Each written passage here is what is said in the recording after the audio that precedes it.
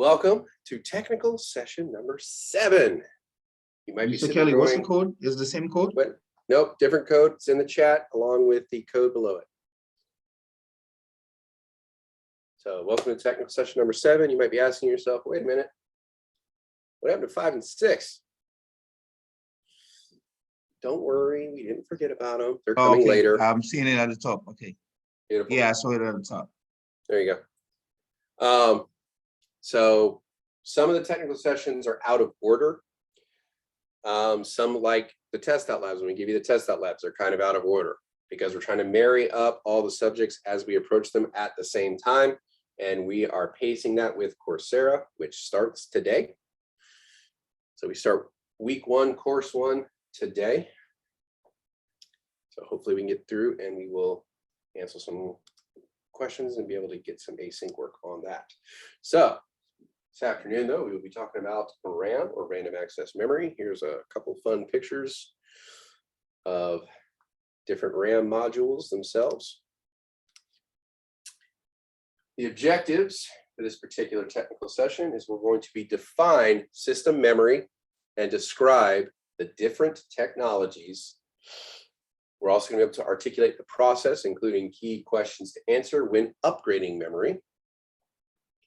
Determine how to select and purchase the correct memory module. And then summarize the process of installing that memory. Hint, many of the steps are similar to what we talked about in motherboards and the inside of the computer. Identify common pitfalls when selecting and installing memory, and also identify common problems that come up with memory and describe how to solve them.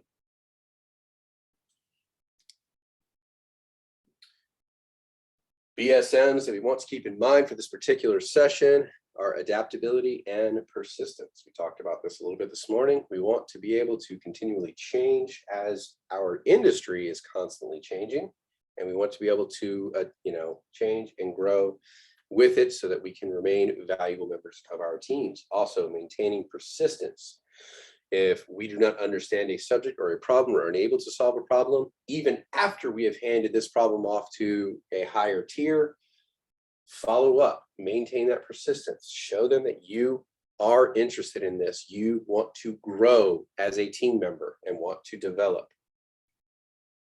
Also, when you do that, you add another tool to your toolbox. Every problem you know how to solve makes you a more valuable team member. Key terms we have to keep in mind while going through this particular technical session is volatile memory. What does that mean? That means that the memory itself is erased when the power is turned off. Remember, we were talking about the CMOS battery? That provides that trickle of power to the volatile memory in the BIOS, which stores the settings.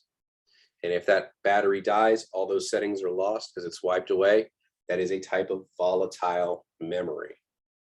So whenever the power is turned off, everything, all the contents on it are erased.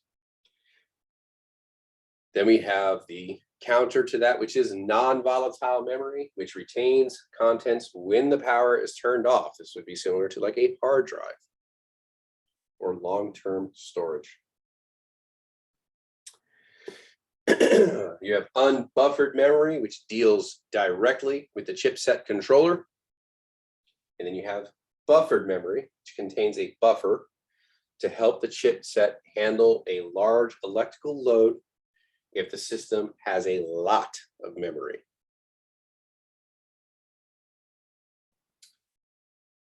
Then we have single-sided versus dual-sided RAM.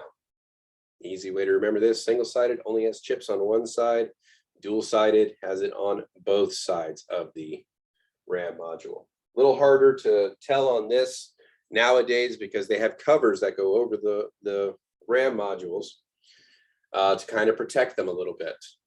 But mostly today, any of the chips that you come across are going to be double-sided RAM.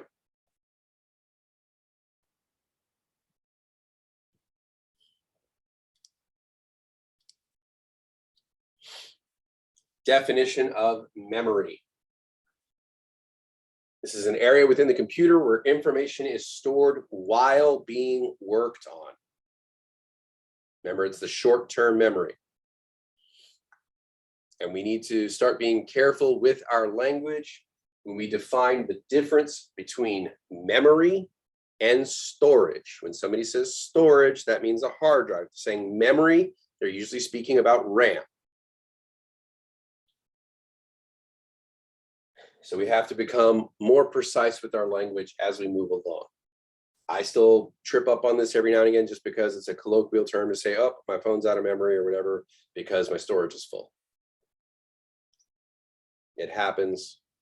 We just want to try to become more precise about it as we talk, especially in the classroom setting and work setting. So information is stored by using on or off switches. This is that binary we were talking about, where on is a 1, off is a 0. So it only has those two options, on, off. RAM is not storage, RAM is memory. Storage would be your hard drive. RAM is memory, which is information, where the information is stored while it's being worked on, like while the CPU is trying to make computations, like make beautiful pictures on your monitor and doing all the math and figuring out what needs to be put on there. It may not be able to hold all that information at any given time, so it pushes some of that off to the RAM module. The RAM holds it while the CPU is working on other stuff, and the CPU pulls from it what it needs to continue working. Yes, Chevy. Sorry, that was an accident. You do what? That was an accident. Sorry. Oh, no worries. All right. So when strung together, these switches can represent large numbers and code values. And essentially every program that we use, every picture we see on our computer, every sound that we hear is broken down to ones and zeros and then reassembled on the other end or when we're using it.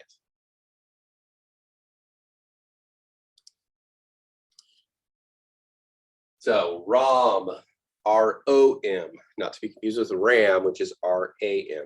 So ROM is read-only memory. Although that is not completely true nowadays, it was when they initially named it. So non-volatile type of memory, it is permanent. So for straight ROM, you cannot change the instructions on that chip unless that chip itself has been replaced. We also call this firmware. So this stores some system information, post routine, BIOS programs, boot instructions, all that fun stuff we talked about. We're talking about our motherboard. There's different types of ROM chips nowadays as well. We have PROM, or programmable ROM. Then there's EEPROM, which is erasable programmable ROM. And then EEPROM, which is electronically erasable programmable ROM. These are more what you will see in systems because we are now able to update these chips through flashing. Do you need to know the nuanced difference between PROM, EEPROM, and EEPROM? Not off the top of your head, not typically for the exam. Just be aware that there are different types of ROM, and that in our systems today, we are using more of an erasable programmable ROM or a programmable ROM because we're updating our systems rather than just a straight old school ROM, which could not be updated or changed. If we wanted to do that, we had to replace the chip.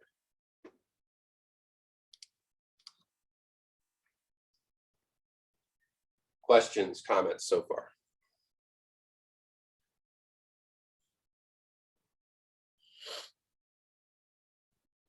All right. Now we're getting to the subject of this afternoon's technical session, RAM. The different kinds of RAM that we have. So we have DRAM, or dynamic RAM, which stores data for only a fraction of a second before losing it. To maintain the stored data, the system must constantly refresh the DRAM. This can reduce performance and They're packaged as SIMs or single inline memory modules or DIMMs, dual inline memory modules. So either they have the chips on one side or they have the chips on both sides. So when you see the term DIMM, dual inline memory module, it means they have chips on both sides of that RAM module. Again, it's a little harder to see visually nowadays because they have covers that go over the RAM modules. Sometimes for aesthetic reasons, but mostly it just protects the chipsets. Mr. Kelly, you said that was for DIMMs, right? Have both sides? DIMMs. Yeah, DIMMs have it on both sides. SIMs only have them on one side. Most commonly today, you see DIMMs. SIMs are more of a legacy technology. Other than that, we have static RAM, which retains its information without the need of refreshing as long as the computer power is on. This is still considered volatile memory. Then you have your CMOS RAM. It uses, but this is the memory that stores the settings of your BIOS, not the BIOS itself, but the settings of the BIOS. And that is kept active with the use of the CMOS battery. And then lastly, we have synchronous dynamic RAM or SDRAM. You may have heard this term before. And this is designed to operate at clock speed. So the speed of your computer, that little quartz crystal sets that clock speed. The synchronous RAM is designed to operate at the clock speed of your computer. As long as the system bus is, or excuse me, if the system bus is 100 megahertz, then the SDRAM matches that frequency. When you look on the side of an SDRAM, it'll give you a PC rating, which will be like PC XXX, and the XXX is the bus speed, like how fast it can communicate.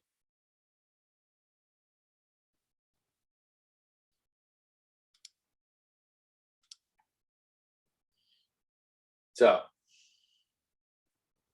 kind of an overview with SDRAM. It's used in most modern systems. You know, your desktops you're using, mobile devices, things like that, they all use some form of SDRAM or storage. RAM that holds instructions and data used by the CPU. They connect through the north bridge. Why do we use the north bridge rather than the south bridge for this? What is the difference between the two in a basic sense? Closer to the CPU. Closer to the CPU, which makes it faster. Mhm. So excellent, both.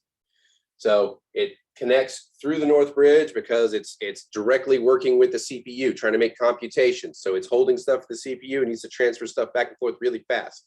Only way it can do that is connecting directly through the north bridge.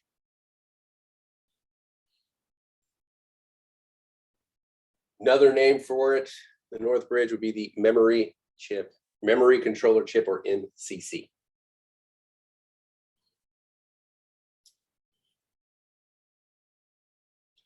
It is tied directly to the system clock, like the CPU and MCC. So the result is very, very little wasted time.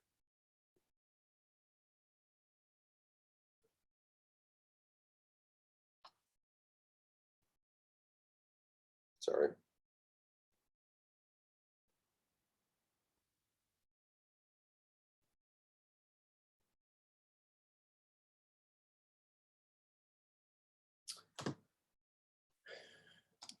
Okay.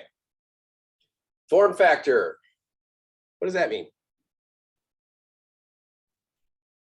Design. Different size? The size Size, of the model. size and shape, right? Size and shape. Yes. There we go. Size and shape. Form factor, just a fancy way of saying that. Size and shape. So we have a few different form factors we deal with regards to RAM. So DIMMs, or dual inline memory modules, typically go in full-size PCs, like in your desktops, things like that. Then we go into a PC. In a laptop, we have a lot less real estate. So we need to use a smaller chip. Looks like this right here. So this one up here is a DIMM, big one. Down here we have what is called a SODIMM. And the SO stands for small outline. Then even smaller than that, we get into microdims.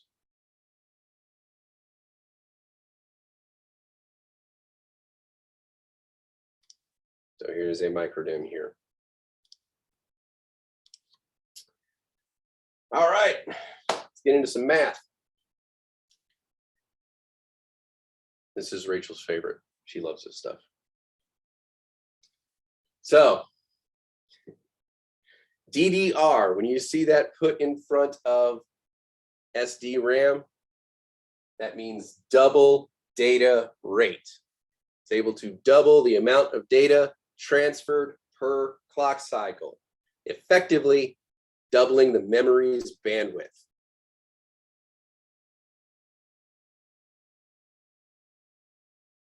So a DIM, or straight SODIMM, uses a 184 pin connector.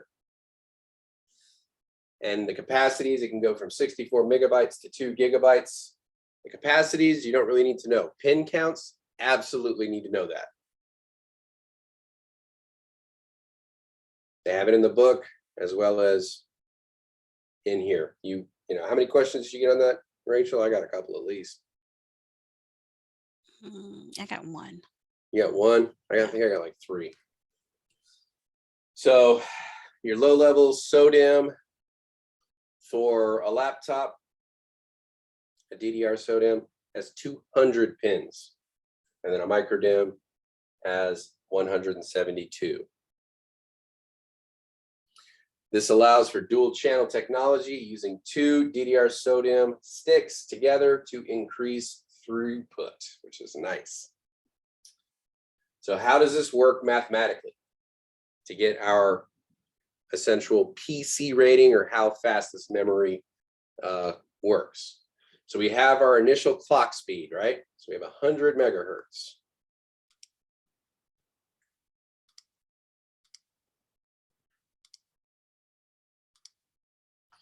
So we got 100 megahertz right here. That's our initial clock speed.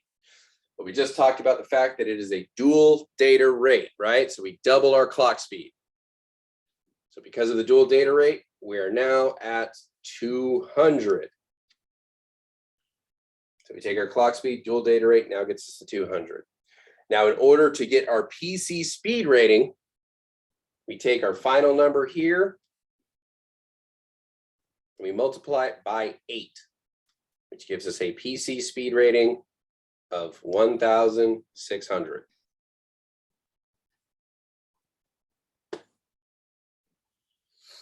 Do you need to know how to do this? Unfortunately, yes, you do. At least in a basic sense, they're not going to give you crazy numbers to figure out. They do try to keep it relatively simple, but yes, you do need to be able to go both directions, going from your PC speed rating back to your clock speed, and from your clock speed to your PC rating. So this is for DDR SD RAM. So dual data rate, SD RAM, synchronous dynamic RAM. Mr. Kelly, Yes. the conversion that you just made earlier when you said multiply something by 8, can you repeat that, or where can I Sure. find the documentation So for in that to here, read upon? so here you have your 100 megahertz, which is your clock speed. So right here, clock speed, 100 megahertz. To get our DDR speed rating, double it. So times 2 gives us our DDR speed rating. From there, go from our final speed rating to our PC rating, PC speed rating. We have to do a multiply by 8. And that gives us our PC rating, PC speed rating. Mr. Kelly, Yes. so get the PC speed rating, it's just 8 that you have to multiply it by, no other number but 8? For your final speed rating, yes. You multiply it by 8. Thank you. So since your DDR speed rating for DDR SD RAM is 200, you multiply that by 8, and you get 1,600. Mr. Kelly, how did you arrive to 8? Where did you get a 8 from? The 8, Mm-hmm. that is the equation that they give us. You know, I don't Oh. know how they came by this number, but you know, Yeah, that's what I was trying to find out. Okay. yeah, typically computers operate in a base 2 system. And unfortunately, 8 also is a repetitive multiplier for computer systems as well. So now if we want to do the rest now, so we're gonna apply 8 to each of the rhymes. I mean the speed. Yeah, so like we can go down to the bottom one here, or the next one, which is 133. We multiply it by 2, Okay. gives us 266, right? Then we multiply that by 8. And that gives us the 2100. Or we can go for a simpler version down at the bottom where you have 200, you double it, times 2, gives you 400. Multiply 400 by 8. 4 times 8 is 32. Carry the zeros, 3200. This is a good slide to take a screenshot or a camera shot of. Yeah. Mr. Kelly, Yes. I'm not sure if I missed anything, but when would we need to do all this conversion? In what real world scenario would we need to do this? To understand which RAM modules are better than others and if those modules will work with your computer. Gotcha. And where can I find further readings on this? Is it in the Mike Myers book? Complete Study Guide, Cybex book. They have a section on it. Gotcha. Thank you, sir. Mhm. Kelly, I got a quick question also. Yes. Let me- So you Also see in my where book. it says on the clock speed where it says the 166 megahertz? Mhm. All right, so let's just say like we did that math, right? And when I Yeah. do that, 166 half, like when you do 166 times 2, I believe it's 332. Then if you do the 332 times 8, it's going to bring it to like 26 and change. It's not going to be even 2700. So in that case, do we just round that number up to the nearest? Like, Yes. Yeah. okay, Round cool. it up. Unfortunately, because there can be several decimal points that they don't show you in this. I try to stick with the clean numbers for the most part, like the 100, because it's Okay. just easy, and the 200. They're not going to give you crazy numbers. It's going to be pretty clean the way they give it to you All right, cool. on the test. Life is unfortunately rarely clean with regards to numbers and math, stuff like that, but at least for the exam, they make it easy. Yes, Shamika. I know why they use 8. They use 8 because it's the smallest form of data that a computer can read. So it's a single byte. Yeah, I wrote it some notes last night. Awesome. It's a nice video on YouTube, guys, that can help us like break it down. It's from like a long time ago. It's the second video that you pull up on YouTube when you type in CompTIA A+. It's going to be different for everybody because the algorithm changes per person.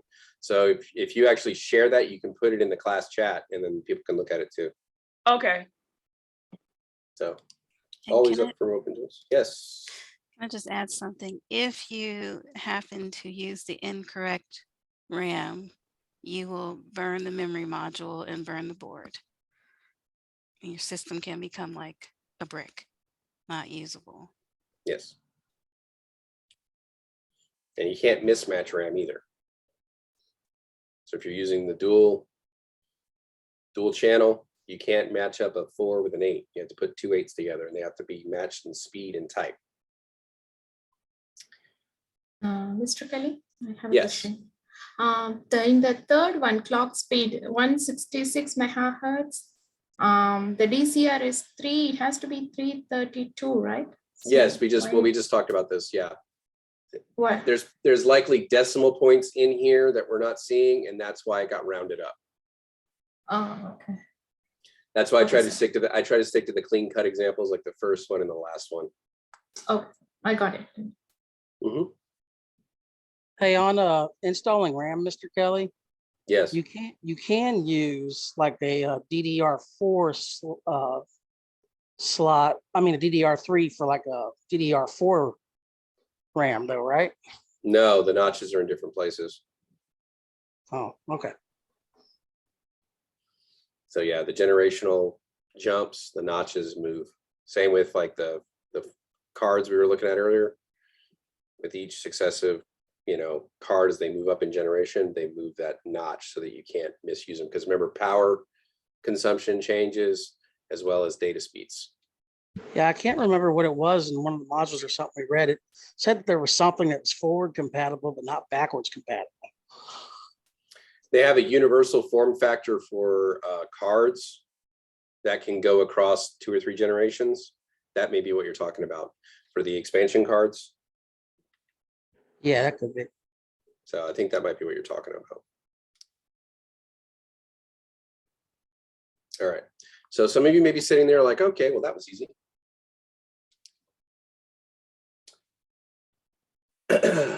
So now we need to add a little bit more complexity to it. So now we're getting into the dual channel technology, where we talked about this a little bit earlier, where the 2 RAM modules can operate like a single unit. We briefly mentioned this before. So when you have a RAM bank, like this one has 4, and it goes yellow, red, yellow, red. So you have 4 spots you can put RAM. In the BIOS, it will likely be listed as 1, 2, 3, 4. When you install the RAM, you don't install the RAM in slot 1 and then slot 2. So you do not put the RAM in the first yellow and then the first red. The way the banks are set up is they would go alternating. So you would have, the RAM would have to go in slot 1 and then slot 3. And if you added 2 more RAM modules, you would put one in slot 2 and then slot 4. So they color code them just to make it easy visually to know which banks go with each other. And so this is dual channel. They do have triple channel and quad channel RAM as well, but the principle kind of remains the same. It just is kind of leveled up a little more complex. So technology ascents, it depends on the motherboard themselves. You do need to refer to the documentation, because it'll tell you which banks go together if you're unsure, and which would be the primary banks, which would be the banks that you need to use first. If you're working in paired slots, like we said before, the memory needs to be identical. You can't have mismatched memories in the same bank.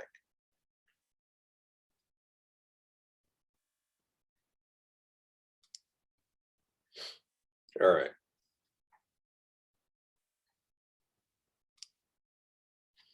Now, we move up to the next generation, which is generation 2.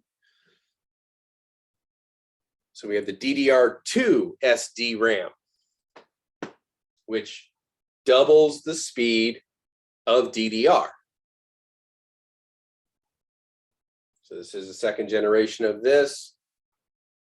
The speed increases by the clock doubling. So if we think about normal data rates as being a whole note in music, where it only hits at the bottom of the clock, that's fine. Now we go to dual data rate, which hits at the bottom and then the top, like half notes.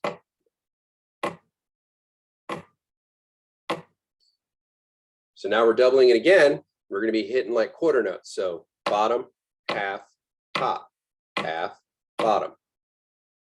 So it's almost like music.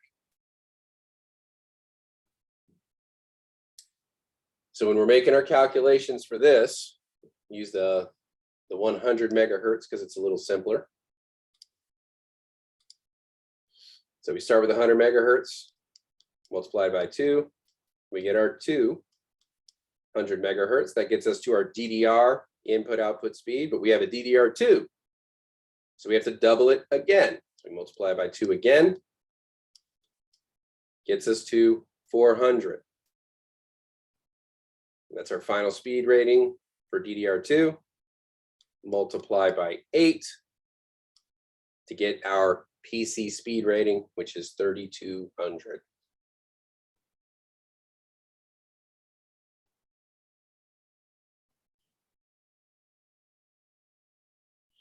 This starting to make sense? A little bit. Working with it a couple times, doing a couple of like walkthroughs on your own, it really starts to make a lot more sense. Now, because it is the next generation, I'm sorry, what? Quick question. Yes. So I'm just trying to piece the puzzle together, right? So I'm sorry if the question might sound repetitive, but I'm just trying to wrap my mind around it because I come from a cloud background and it's a lot different. I'm trying to learn about the legacy side of it. So in this scenario, if the customer says, if any of you guys are wondering, he just called us old. Go ahead. No. So so, and I'm glad I'm even experiencing this because it makes a lot of sense now. So if a customer or like a client says that, hey, our call center server is running slow, things take forever to load up and everything like that, would this be one of the causes of that issue for a slow running system? Yes, potentially it could be you're running out of RAM. Okay, so to Other thing could be you got a virus. Okay. So I mean, So there's but yeah, that would be one of the symptoms of you need more RAM. Okay, gotcha. So when they say our infrastructure is running slow and we diagnose everything and see that it is the RAM that's running out of memory, we then do these calculations to determine the size to upgrade that RAM to. Is that correct? Mm-hmm. Okay. So based off your clock speed and what your system can handle, you can make the calculations to figure out what kind of RAM you need to buy. Gotcha. Thank you. That. Mm-hmm. Yes, Kevin. So would like if the system is running like fine on 16 gigabytes of RAM and it's the right RAM for it, would going over 16 gigabytes do anything? It might allow you more processing power, more speed. But it's one of those things like maybe you notice over time after multiple updates, because more and more stuff is needing to be calculated because Microsoft loves sending out updates, 5, 6, 20 times a week. And as that stuff's coming out over time, it slows stuff down because more stuff's having to be calculated. Then you can upgrade your RAM and bring your system back to a normal speed. Okay. So, Mr. Kelly, is that what they call overclocking? No, that is not what they call overclocking. That has to do with your CPU. But we will talk about that when we get to CPUs. Okay. Yes, D. What's the one in the middle? I see you have ×2 and then it's times what? It's ×2 again. Sorry, I have horrible handwriting. Okay, thank you. So there we go. You know, like impressionist painters where you look up close and it looks like an absolute mess, and then you stand back further and further, and eventually it looks like the painting of like a canoe on a pond or something like that. I'm kind of like that with my handwriting. So, all right. So DDR2, double it once, double it again, multiply it by 8, we get our PC speed rating. Also, the types of RAM modules we use have changed. So the new DDR2 SD-RAM modules now have 240 pins, where before, they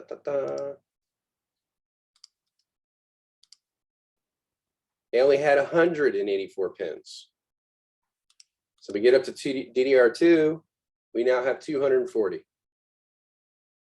Our DDR2 SODIMMs, which would be for our laptops, now have 200 pins.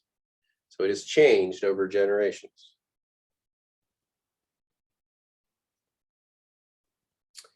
For DDR2, you'll see, modules that will run single or dual. So if you've bought a computer with this type of memory module, typically they'll send you with one RAM module because it can operate off of a single one. And then later when you upgrade, you can put in another memory module into bank 3 and you double your RAM. But typically they'll send it out with just a single module in it. All right, questions so far? Well, just a quick question. So the SODIMMs didn't change, right? I mean, the SODIMMs? pins, yeah. I'm just double checking. sure here. I think I they saw did. 200 before. No, 170, yeah, 200 for SODIMM and then 172 for micro. I was thinking of micro.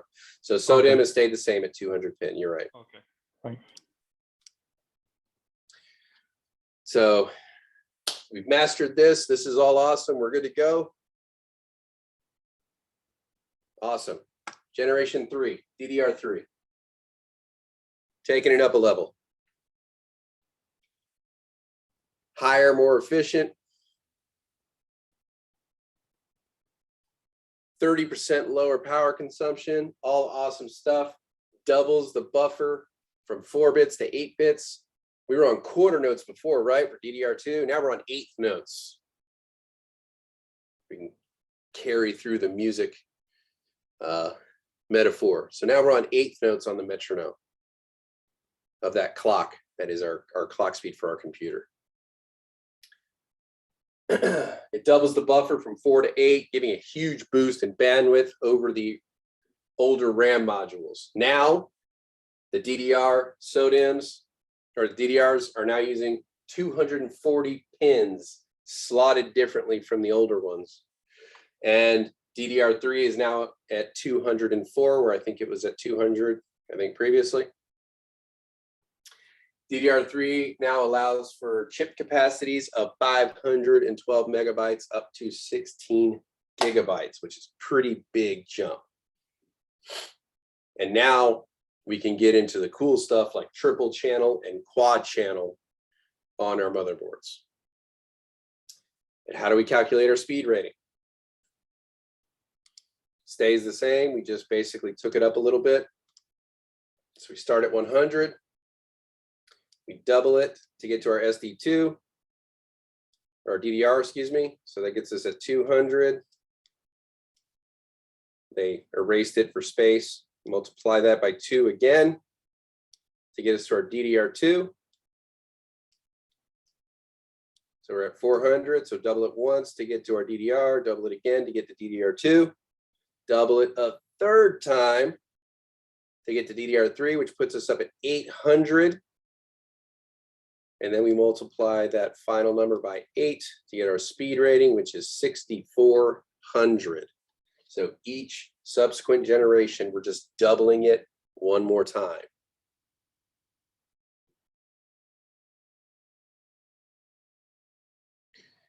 That's not multiplying it by 200. What I did was I had 100, I double it. So this 200 here is actually my DDR rating, because they erased the DDR to make space. And then I have multiplied my DDR by 2 to get my 400, which is my DDR2 rating. And then I multiply my DDR2 times 2 to get my DDR3 rating, which is 800, brings me up to 6,400.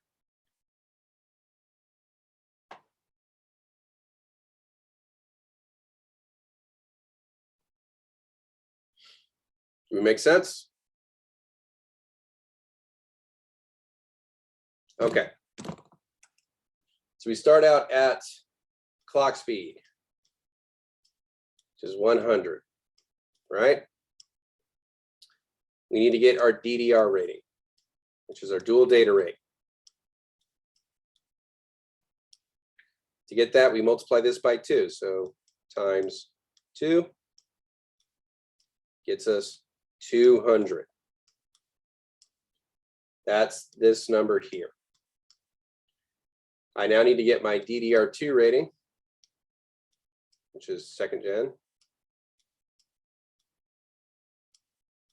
2, and in order to get that, I multiply this 200 by 2, gives me 400. So now I'm at DDR2. We need to get to DDR3.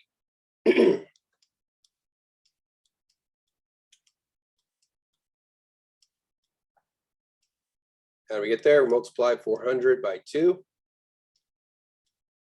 gives us 800, which is our DDR3 rating, which is right here. And then after we get to our final speed rating, we're multiplying that by 8 to get our 6,400.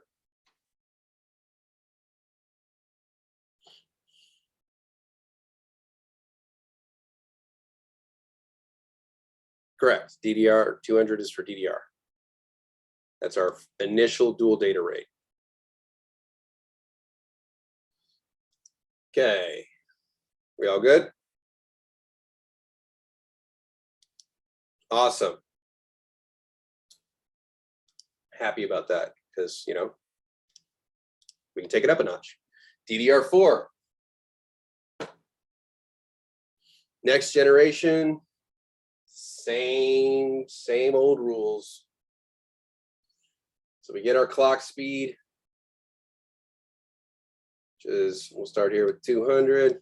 Oh, oops, if I have my annotator turned on. So 200.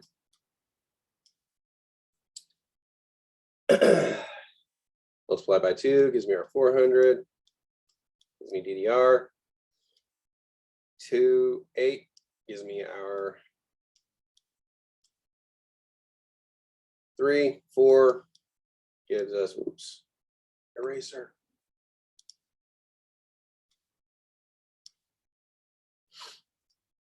So 1600.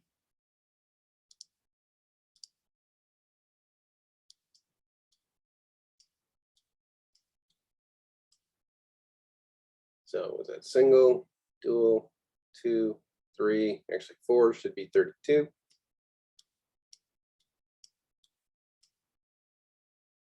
And then we multiply 32 by 8. So our graph is incorrect, I believe.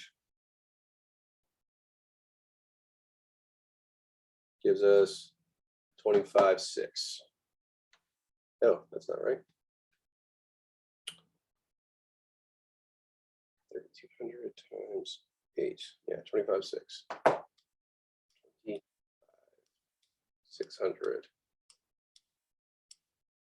Boom. So clock speed, DDR1 or DDR1, DDR2, DDR3, DDR4 doubling each time, getting us to 256.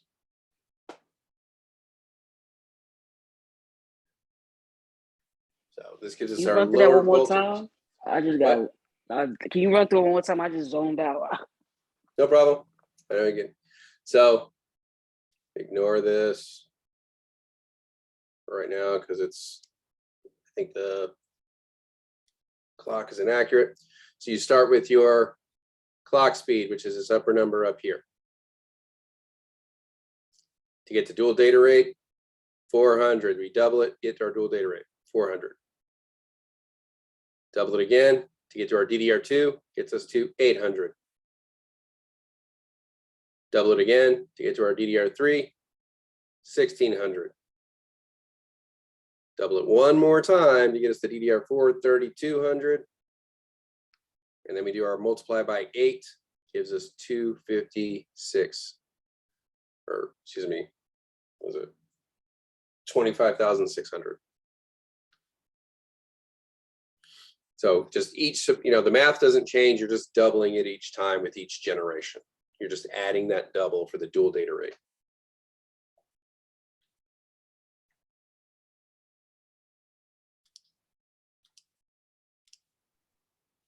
Why does the chart look different then? Like, I think it was just, I think they have the numbers incorrectly. Like I can't alter the pictures that they put on here.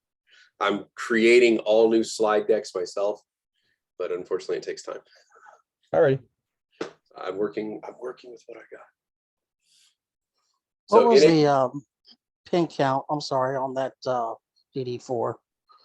DDR4 has 288.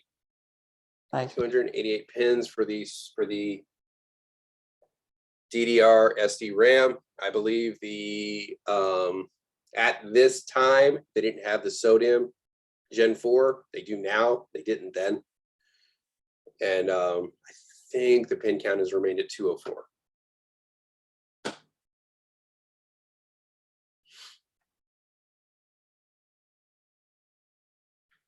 So basic level, the math makes sense.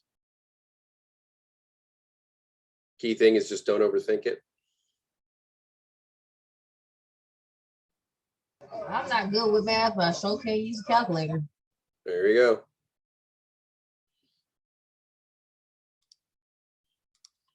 All right.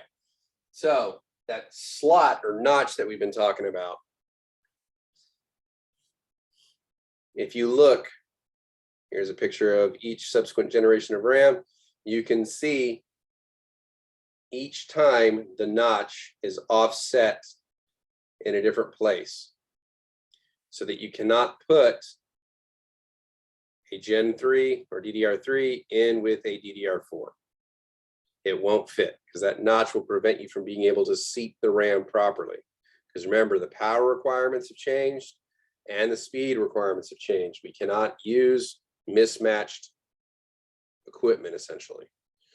So if you try to put it in, it's not going to sit right. It's just going to teeter back and forth and not go in.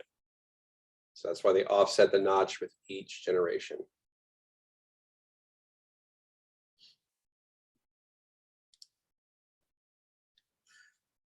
New term, latency.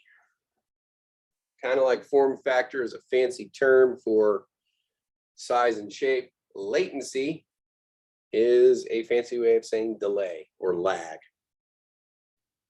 If you've ever talked to anybody like on a satellite connection, or if you watch on the news where it seems like they ask the person a question and it's like 30 seconds of just silence before the person responds, that's because of the latency, the delay. You know, whenever they're communicating, that signal has to go all the way up to a satellite, then come all the way back down, and then travel over landlines, you know, before it makes that connection. So there could be a multi-second delay with something like that. But latency also can be calculated in RAM modules.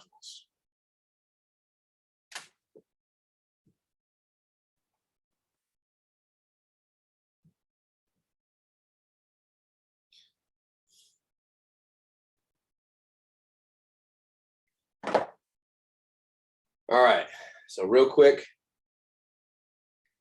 all latency means is there is a possible delay in it. So as we saw before, we had that PC rating. That's this number right here. So that 2133, that D3 rate or that D3 rating, this is DDR3. So that 2133, that is going to be the PC rating for this RAM module. Now, you will see CAS, which is column address stroke, or CL, which is clock cycles. And we want this number to be as low as possible. So for your PC speed rating right here, we want that number as high as possible. This CL number, we want as low as possible. It means we have less delay, less latency.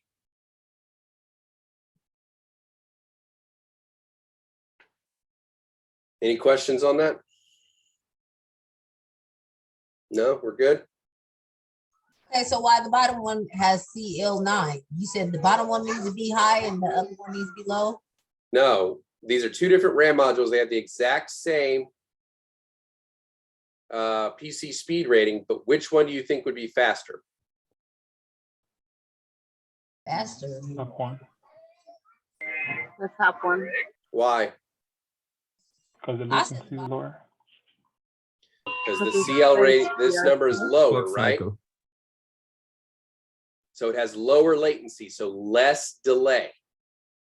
So we want the highest clock cycle or the highest PC speed rating, which is right here, but we want the lowest amount of delay possible. This number here basically amounts to how much delay we will get. So if it's higher, we get more delay. So we want this number as low as possible. So the upper chip on this one would be our faster chip. Does that make sense? Yeah, thumbs up. Yes. Yeah, it makes sense. I just wrote it down. Okay. All right, let's take a 5-minute brain break real quick. Come back at 2:45. Pause the recording real quick. So we now know how to calculate the PC speed rating based off of RAM modules we get. Wonderful. Now we need to look at another aspect of memory and how it works. So we need to look at something called parity. This comes up a couple times as we move through this course. And what parity is it's kind of a way to ensure data integrity, to make sure that what, chip A sent is the exact same thing chip B receives. So they'll use parity in order to verify information that's being sent across the network or from one place to another. And what parity is it's an extra bit, because bits are ones or zeros, right? So they put an extra bit on the end of a string. And what that bit tells you is that string that was sent was supposed to either be even or odd. So that's all that bit signifies, is that clump of data I sent you is supposed to be an even number or an odd number. And so the memory controller chip uses this to verify that the data was sent was correct. If it's not correct, it asks for the information to be resent. Now, what does this look like? So we'll use a pretty simple example here. So say we're sending bits of data in nibbles, which how many bits is in a nibble? 4. 4. So 4 bits in a nibble, right? So say the string we were supposed to send was 1, 0, 1, 1. So we add these up, right? So we have 1, 2, 3. So we have 3. And what the parity is going to do is make it an even number. So we put a 1 here, and this would be our parity bit. So if this is sent across, you would get a parity bit of 1. This tells us this should have been even, or excuse me, odd. We see only 3 bits. It's odd. We know we're good. 3 ons or whatever. Now, if it's supposed to be even, it might be 1, 0, 0, 1. Parity bit would be 0 because it's supposed to make it even, right? Well, if it's already even, we don't need to add anything to it, so it stays 0. So those 4 bits come across. It's supposed to be an even number. We get 1, 0, 0, 1. That adds up to 2. The 1 and the 1 together, everything added together makes 2. Odd number, we get a 0 parity bit. Okay. Data check. Awesome. Now what happens is what if I get 1, 1, 0, 1, and then I get a parity bit of 0? So I add up those bits, I get 3 bits. Yeah. And then I get a 0. So I've got an odd number, but my parity bit tells me it's supposed to be even. So the data I have received, huh? Will make error. So it's an error. So what happens is the memory chip controller goes, nope, that's not correct. Send me the data again. And then it will resend that data again. And then they can check it again off the parity bit. This also happens because sometimes there's a tiny glitch and maybe a bit is dropped. So you only get 3 bits, you're supposed to get 4. And we know it's not right, so it requests resend. So that's essentially what parity does. All it is just an extra bit so that the system can use it as a basic check to verify if the information you received was correct.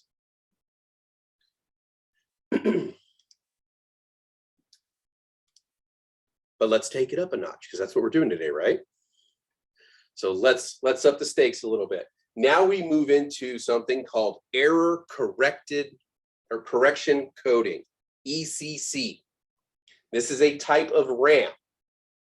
So what error correction coding does is it can do a data repair on the fly for a single bit.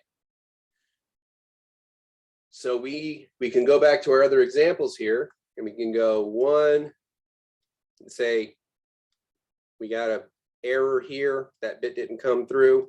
1, 1, parity bit we get is a 1. So we lost a piece of data in the transmission. Happens all the time. So that bit comes across. We look at our parity bit. Our parity bit says, hey, this is supposed to be an odd number because of the parity bit we have. And we looking at our numbers and we have 1, 1, 1 adds up to 3. We already have an odd number, right? So instantly the system knows and goes ahead and inserts that correct bit in there for us. So it's error correcting data corruption on the fly, but it can only do it for a single bit in that strand. If more than one bit is missing, the parity bit is unable to tell what each individual bit is supposed to be. So it can only correct for a single bit. So this is error correction coding. Kind of awesome. It is very expensive, typically only used in servers. Why? Because it's slower. And you're using it in places where data integrity is extremely important. So it is slightly more robust than the parity method. It kind of builds upon it.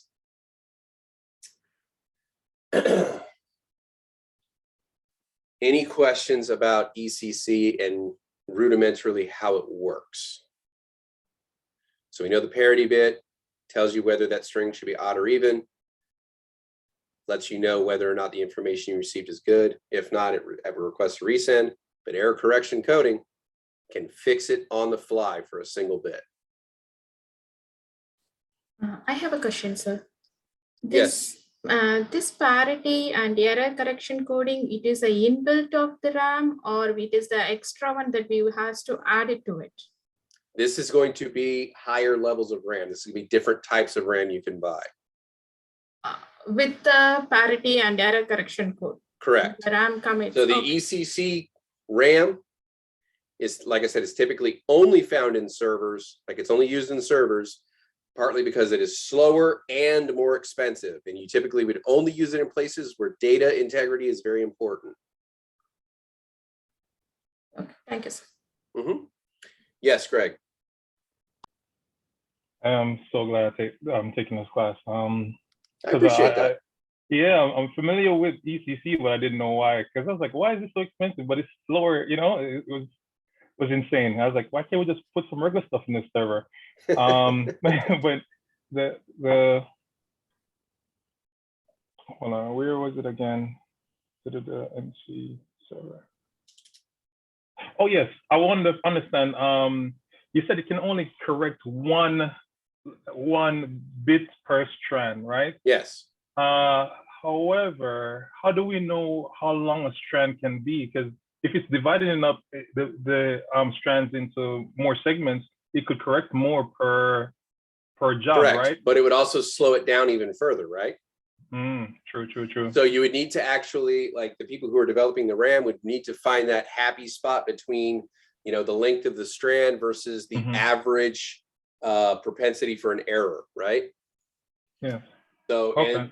and the more work that RAM is going to have to do to correct data, the more expensive that RAM is going to be, and the more it's going to slow down your system. So you have to find that happy medium. So much like your speed ratings and stuff you would calculate, I imagine they actually have the similar calculations for this and the types of servers and stuff they would work with. Okay. So so this plays into when you're buying a server and they're asking for, you know, what QoS rating you're looking for, which basically is, I guess, is the ECC across all things like hard drive integrity, the memory, and so forth, and how many parallel NICs and all that crap. Okay, all right, makes sense. Good deal. Any other questions? Well, I was going to say, I know this may be a little bit confusing and a lot at the moment, but we will have a recording, a rendering of it, and it's good to go back over and listen to it. Yes. And if I'm actually on my game, it'll be up tonight.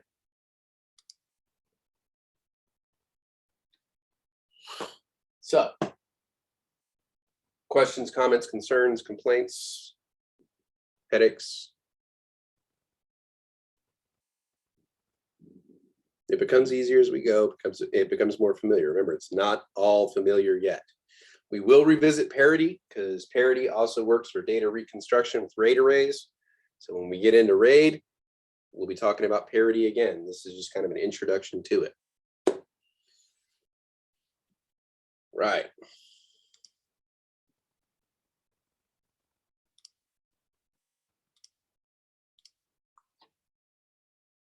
Registered or buffered memory.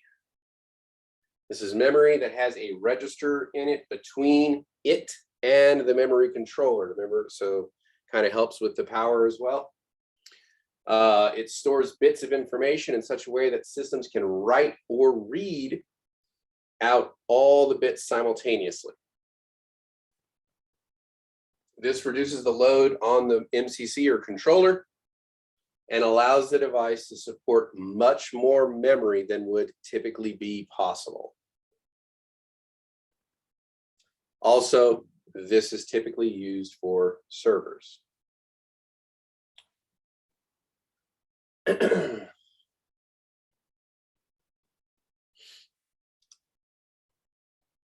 Access speed.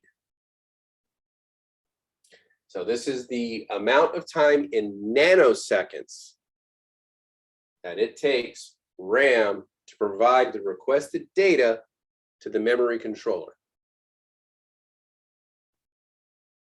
This also helps ensure that add-on memory is the same speed as or faster than existing memory. Again, they make the warning, do not mix memory modules with different speeds in the same banks. The rows of slots for adding memory. Also, check your motherboard specifications for the required speed.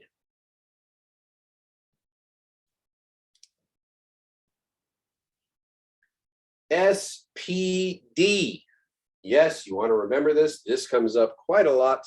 And what it basically is, it means serial presence detect. How does the computer know when I plug this in what it's working with? Well, they installed a little tiny chip on every RAM module, and its sole purpose is to communicate with the BIOS and give it all the information about that RAM module. Its size, data width, speed, voltage, everything. So basically, as soon as you connect, the SPD communicates with the system and says, here's what I am, here's what I can do. So SPD, serial presence detect.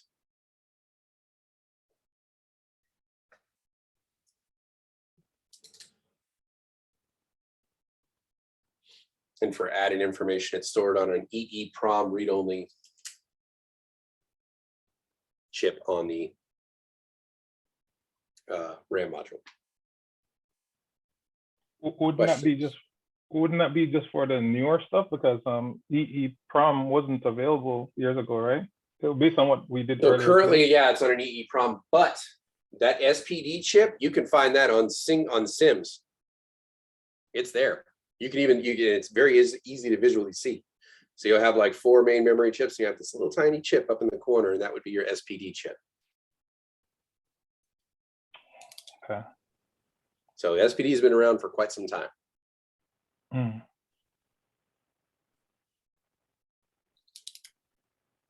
Good question.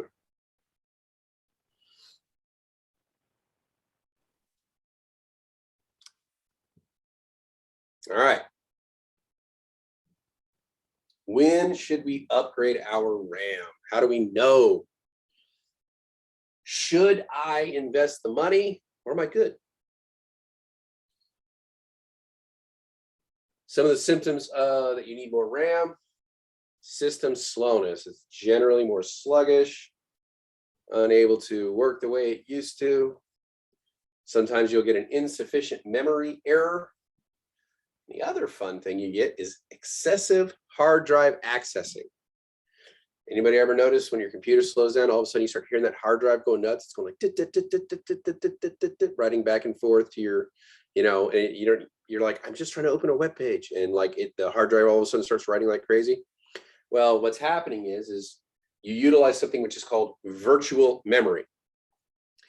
When you run out of RAM or memory on your RAM modules, your computer automatically starts using your hard drive like RAM. It's significantly less efficient, but it's kind of a temporary measure to overcome moments of high usage. So you have something that's called a page file or a swap file that's on your hard drive. It is a predetermined space. And when you run out of RAM, it starts immediately writing and reading from the hard drive. It's not as efficient. It doesn't work as well, but it allows you to kind of keep functioning without crashing the system.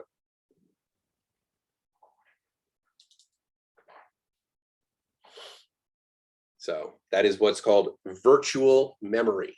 It used to be a joke that you would tell people you can't download more RAM, but there's actually a workaround on that. And apparently now we can download more RAM, but we'll talk about that one a little bit later and we'll explain what we mean by that.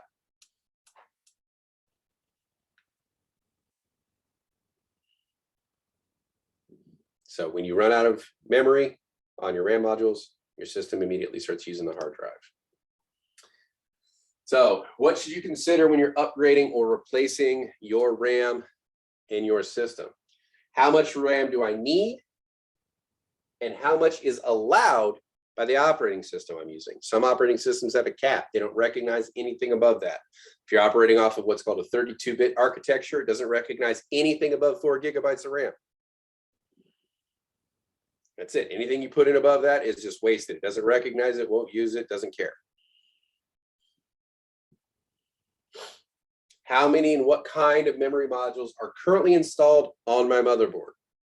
Can I just build upon it, or do I want to replace all of them? What do I want to do? How many and what kind of modules can I fit on my motherboard? Typically laptops, you get 2, desktops 4, typically.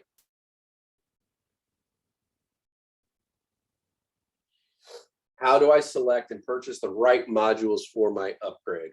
And how do I physically install the new modules into my computer? Glad you asked.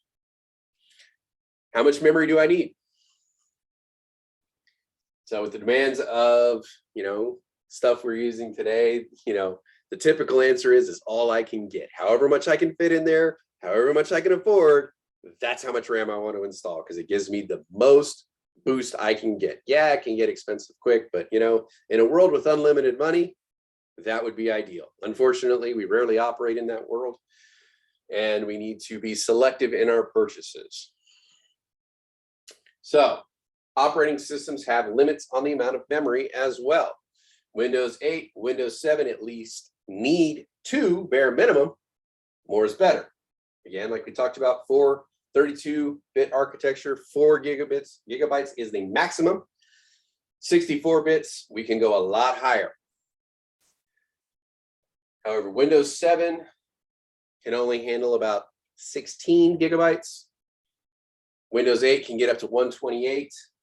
I think Windows 10, some of the iterations of Windows 10 can get up to like 1 to 2 terabytes of RAM. I mean, it's crazy how much they're actually able to handle at this point.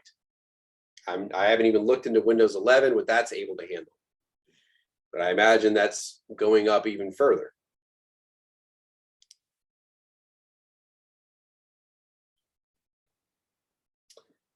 Quiz time, just to wake the brain up a little bit. Let's go to the Himalayas today. Here we go.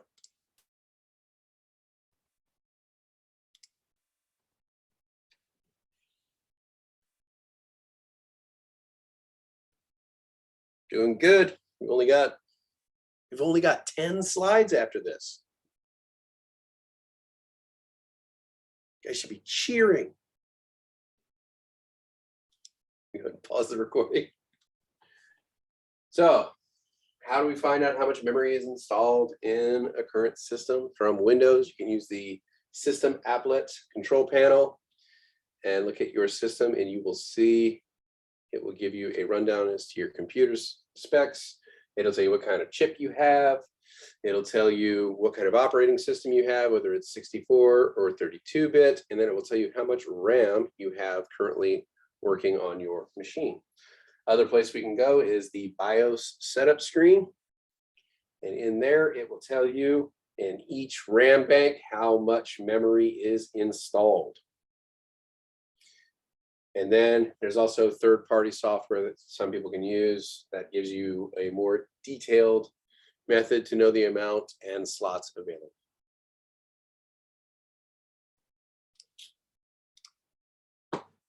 All right. how do I physically install the new modules? Well, this can change to a degree from computer to computer.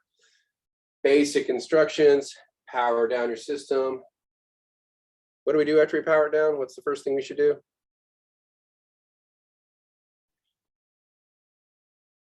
Get grounded. Yeah. Before that, Unplug. No, that's okay, you can unplug it, but hit what do you do the next? power down for 5 minutes. I mean, for 5 seconds. There you go, Dean. Very good job. So press that power button and hold it for 5 seconds. Why are we doing that? Releasing all the Discharge charge. Discharge all the capacitors, right? So we don't have any residual charge in there. Very good. So we turn it off, unplug it, press and hold for 5 seconds, discharge all our capacitors. After that, we can remove the panel to access the PC testing board. Connect our ESD bracelet, hook on. At that point, we likely have access to the old module, should be easily see. Pull out the old module and then replace it with the new one. When you install it, obviously you're going to use your ESD bracelets. Handle the RAM modules by the edge only, never touching the pins on the top because the oils from our skins will cause corrosion. And also we want to minimize any chance of ESD as well. Line up the notch on the board so you kind of go in at an angle, make sure that notch is lined up, and then you move the module perpendicular to the board, and then you push down firmly with equal force on either sides. Keep pushing down until you hear the click, and you'll see those little tabs snap up into place and lock the module down. After you're done installing it, turn on the computer, verify in the BIOS that the new memory module is registering so that it sees the additional memory you have added. And here's kind of a quick rundown on it. Yeah, Mr. Curry. Yes. Can you go back a little bit? This far or further? Okay. Yeah, right here. I have a question. As an IT, so what basic do you want us to understand on this when an IT student trying to or when you get to this particular stage of a system? So what basic do you want us to understand when we see something like this? Well, when you're looking at your system set, you should see you have 6 gigs of RAM installed here. This is using an Intel Core i5 processor right here. It has a 64-bit operating system. These are all things that, as we go through the course, this is information that is going to pop out to you as you look at a system. You will get practice in test out looking for this information and working in the BIOS. There is a lot of labs that operate in the BIOS for test out, so you will become quite comfortable in it. If it is something that you are not comfortable with, I encourage you to repeat the labs just to kind of develop that muscle memory. Okay. But they will walk you through the steps on this. All right. So they'll tell you how to get into it. It gives you like a very play-by-play breakdown in the labs, exactly what you need to do. Okay. And then the key is only do what they ask you to do. Don't gold plate it. Okay. So don't do above and beyond work. Only do what they ask you to do. Same thing for the exam. Only do what they ask you to do. Don't go above and beyond. Oh, There's no bonus points for that. All right. So here's a quick picture of kind of what it looks like. You see how the RAM chip is perfectly perpendicular, so straight up and down. The person is pushing down on both edges with their thumbs, and you see the tabs are locked out, or they're pushed outward. And then you can see the module behind it where they're locked in. You want to make sure that they are locked in. Otherwise, it is not seated properly, and you will likely get post error. Here, you see the tab locked in sufficiently, so that one is secure at this point.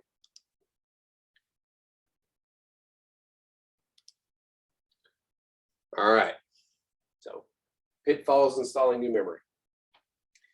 So after upgrading and installing your RAM, if the memory doesn't snap into the slot easily or the notch doesn't line up at all, it is highly likely that the RAM module you're using is incompatible with the current board configuration you have.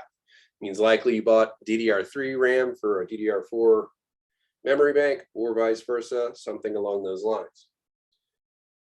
Documentation for the system and motherboard may be missing or not available if it's an older PC. Hint, Google. Many of these manufacturers have the documentation for these motherboards already online. You can go in, look at them, and research them. You can also check forums and other things like that as well if you're not able to find it with the PC themselves, because I know I keep every single piece of paper and documentation I receive with every item that I've ever purchased. I don't know about you, you know, but offices are much the same way. So if you need to look for it, online is generally where you need to go. So if your RAM value has not changed and you add an additional RAM module, you need to make sure that one is installed correctly, or that memory bank may be disabled. So you may have that turned off in the BIOS. So you may need to go into the BIOS and turn that memory bank on so it becomes active. Yes, there's a lab. If the computer does not boot and beeps are heard instead, what do those beeps mean? Is that error? What kind of error? It's not compatible. ECC. Post Post error. error. Power on self-test. So that means you may not have the RAM seated properly. You get that beep, beep, beep, beep, beep when you turn it on, and then it doesn't turn all the way on. So that's a post error. So, Mr. Kelly, what does this code mean when you turn on your system and it beep twice? So what is sign? That is a post error. Now, what the 2 beeps mean, if it only gives you 2 beeps, honestly, that depends on the manufacturer of the motherboard. They all kind of have their own codes. So you would typically look up the motherboard and say, you know, motherboard post error 2 beeps, and it would likely tell you. But if you just tried swapping out the RAM, likely the RAM is not seated if that was, you know, what you just did. That's why you're getting a post error, because it's like, try to think back immediately to what you just changed, and likely that's why you're getting your error. If it didn't give you an error before, but it is now, think about what just changed. Like, what did you do? You opened it up, you messed around with the RAM modules. That's probably your problem at this point. Mr. Kelly. Yes. So since the computer will not power on, how can we tell just by this Morse code? How can we tell where the error is coming from, or what the error code is, since the monitor doesn't come on to actually display something for us? It's Yeah, just well, that's beep. what the audible tones are telling us. That's saying, you know, like, you have an error. And like I was saying, like, if you just messed with something, it's likely what you just messed with is what's causing that error. Like, if you took something out and put it back in, you probably didn't put it in correctly. Oh, okay. Okay, that So makes that's sense. likely where the error is coming from. If you don't know and you've tried a couple things and it's frustrating you, you can Google 3 beeps post error X motherboard, you know, and then they'll tell you, oh yeah, your RAM's not seated.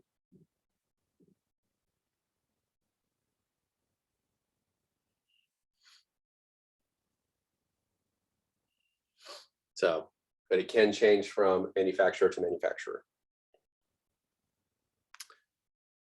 All right. Onward. Warning signs and troubleshooting. Blue screen of death, also called a BOSOT error. Anybody who has worked on a Windows machine? Hello, I can't hear nothing. Can everybody else hear me? Yes, I can hear you. Yes, we can. Yeah, I can hear you. Yeah.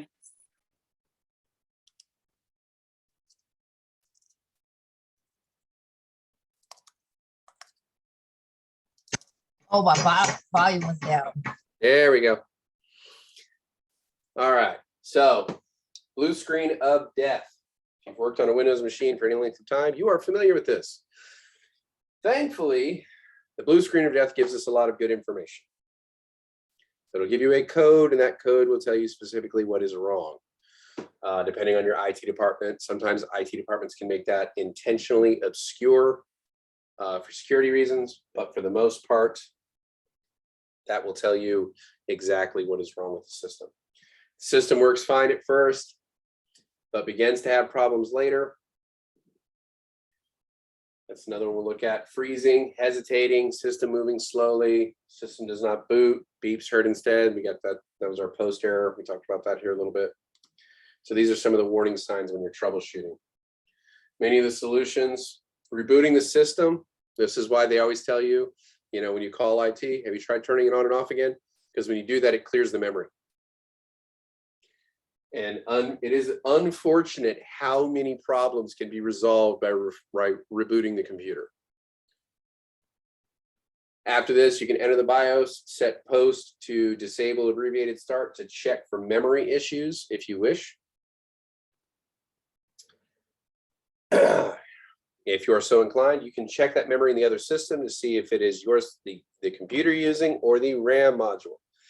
If you're lucky enough in your IT department to have a RAM tester, you can actually put that RAM in a RAM tester and it will tell you if that RAM module is working as it should. Test the power supply for failing, overloading, and overheating, because that can happen. And then you can also, there's other software you can use. You can do website troubleshooting or Windows utility program to be sure it is a memory issue before you go down that route. We will get into all of those. We'll get practice with many of them and test out as we go along. Yes, Scally. Just like, so for something like this, is it just like, that's like for us to know, or is that like they could ask a question like this, like on the test, like, you know, saying, how do you troubleshoot, or what's the warning sign, just like this? Well, what they may tell you is customer calls experiencing these symptoms. What issues would you look for? Okay.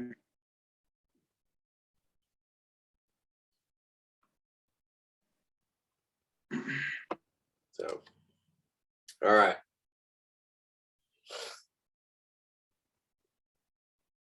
We can read through all of this here real quick, but this is our basic adding or removing RAM, shutting down the system, pressing on the power 5 seconds, all that fun stuff. Pop the case, strap on your ESD bracelet, open the system case, locate the slots for the memory module. Remember, there's only so much real estate it could hide in. Remove data cabling and other devices preventing you from accessing that. Sometimes it could be like data cables going to the hard drives, or some of that stuff may be sitting over the RAM bank. So you may need to unhook some of those so you have easy access. How many modules are currently installed? Are there any empty slots to install additional memory? Notice they have those tabs, which is the retaining mechanism. You use that, you push them straight down. That ejects the module up so you can pull it out easily by the edges. Examine the empty slot, make sure the raised ridges line up with the module you're about to install it in. That's just a double confirmation that you have the correct generation of RAM to install. And then walk through the steps that we had just gone through, where you snap it down in place, rehook everything up, come out, turn it on, pray you hear no beeps. As long as you're due, you're good. Go into your system, verify the new RAM modules are being recognized by the system. Here's a nice little breakdown as to the steps.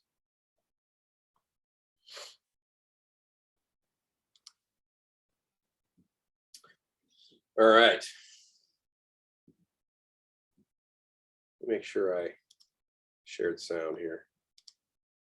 Wouldn't want y'all to miss it.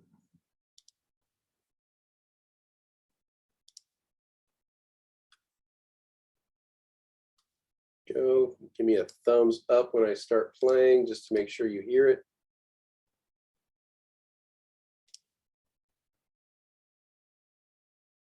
If you're looking at the specifications of your computer and you notice a section that describes memory, or somebody asks you how much memory is inside of your computer, they're referring to the amount of random access memory, or RAM. We're not describing the size of an SSD or the capacity of a hard drive. We're referring to the components inside of your computer where all of the transactions are taking place. When you're using the programs and the data on your computer, they're moved off of your SSD or your hard drive and they're put into RAM so that you can perform calculations on that information and then store that information back on the SSD or the hard drive when you're finished. Your desktop computer or your laptop will have slots where you can install the random access memory modules. The different motherboards may have different types of slots, but it makes it very easy to add, remove, or upgrade the memory that's in your system. The process of moving information in and out of memory is happening all the time inside of your computer, so the faster memory you have, the faster the overall performance will be of your computer. Every motherboard will be a bit different on how fast these transfers can occur in and out of memory. So check the documentation of your computer to see exactly how fast you can expect your memory to run. The type of physical package that installs into those slots on your motherboard is a DIMM. This is a dual inline memory module.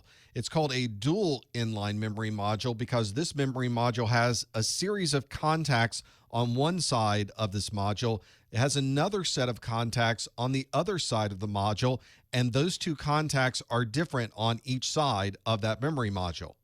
These dual inline memory modules have a 64-bit data width, so we're able to transfer data from these memory modules in chunks of 64 bits at a time.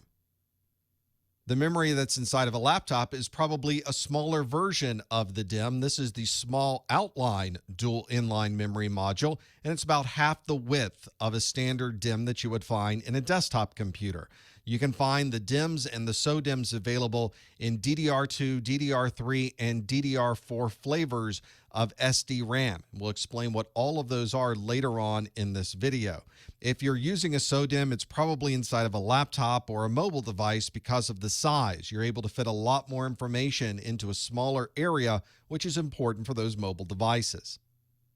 Here's a good size comparison of these two. The DIMM is the larger memory module that you would find in a desktop computer, and the SODIMM you can see is about half the size, and you would find that in laptops and other mobile devices. The type of random access memory that is on these DIMMs is called a dynamic random access memory. It's called dynamic because it constantly needs to be refreshed. This is very different than the type of memory you might have in a flash drive where you would store information and then unplug it to move it to another computer. That flash drive doesn't need to be constantly refreshed to maintain that information. But the memory that we use inside of our computers is a much faster memory, and it requires this constant refreshing to be able to maintain the data that's on those DIMMs. If you were to power off your computer and no longer able to refresh that memory, everything that was inside of those DIMM modules would soon disappear. The use of the word random inside dynamic random access memory is because we can access anything in that memory at any place at any time. This is very different than how we used to access information on a magnetic tape, where you'd have to wind through the tape to get to the section that you need to read. With dynamic RAM, you can simply specify an address, grab that information, and then be able to access that data. The type of dynamic random access memory that you would find on today's computers is a type called synchronous dynamic random access memory. It's synchronous because it is synchronized with the common system clock of your computer. The standard flow of communication based on these clock cycles allows the system to queue things up in a very standard format. This is different than earlier types of dynamic random access memory where there was no synchronization. But in today's desktops and laptop computers, all of the memory that we're going to be using will be synchronous RAM. Here's the way that we're able to use these clock cycles to be able to pull information off of this memory. In a single data rate memory, or SDR, we have a single clock cycle. You can see the up and down wave of the clock cycle, and there's a number of clock cycles listed on this diagram. And through each single clock cycle with the single data rate memory, we can pull 1 bit of data, which means if we have 1, 2, 3, 4, 5, and 6 different clock cycles, then we can pull 6 different pieces of data. With dual data rate memory, we still have the same clock cycle. Things haven't changed as far as the clock going up and down and having those 6 different clock cycles. The difference with double data rate memory is that we're able to pull information on the upside of the clock cycle and the downside of the clock cycle, meaning that there's 2 different bits of data that we can gather in the same clock cycle. That's where the double in the double data rate comes from. In older computer systems, you might even find double data rate generation 2 or DDR2 SDRAM. These are memory modules that were faster than the original double data rate memory modules, and they're not backwards compatible with those. In fact, they're not forward compatible either. If you have a computer system that requires DDR2, then you must use a DDR2 module in that system. You're not able to replace it with a DDR, a DDR3, or a DDR4. The generation of memory after DDR2 is DDR3, or double data rate 3. DDR3 RAM has twice the data rates of DDR2, so greatly improved performance for those systems that could support DDR3. It also improved the maximum size on a single DIMM to 16 gigabytes of memory. And again, if you have a motherboard that requires DDR3 memory, then you must use a DDR3 memory module. You can't take the DDR2 modules from an older system and move them into a DDR3 system. They won't fit into the module slots at all. One of the newer generations of DDR memory is DDR4. This 4th generation of memory has speed improvements over the 3rd generation, and it increases the maximum size of a single DIMM up to 64 gigabytes per memory module. And as you might expect, the changes with DDR4 also mean there's no backwards compatibility to earlier versions of modules either. Not only did we change the technology between these different generations of DDR memory, but we also physically changed the package. So when we say that it's not backwards compatible, it's not even an option. You can see there is a key or a small slot that's inside the memory module, and the slot is in a different place in each generation of memory type. This means that if you have a motherboard that expects DDR4 memory modules, this is the only type of memory module that will physically fit into the memory slot. If you're trying to install a memory module in a computer and you notice that it's not fitting perfectly, it may be because you have the wrong type of DDR memory.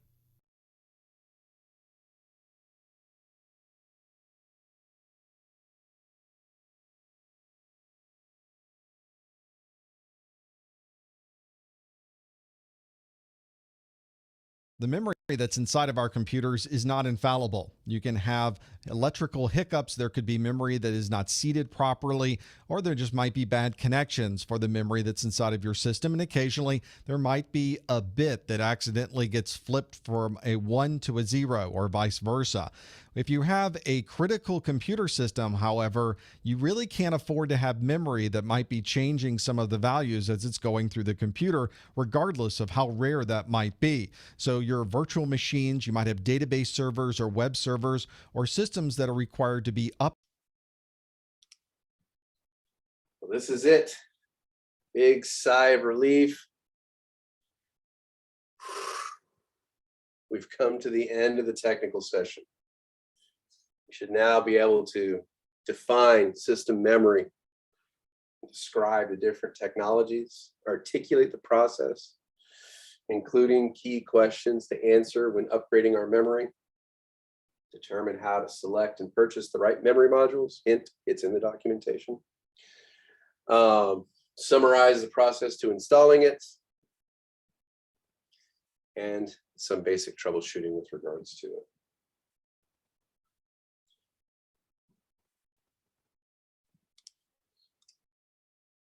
Before I ask for questions,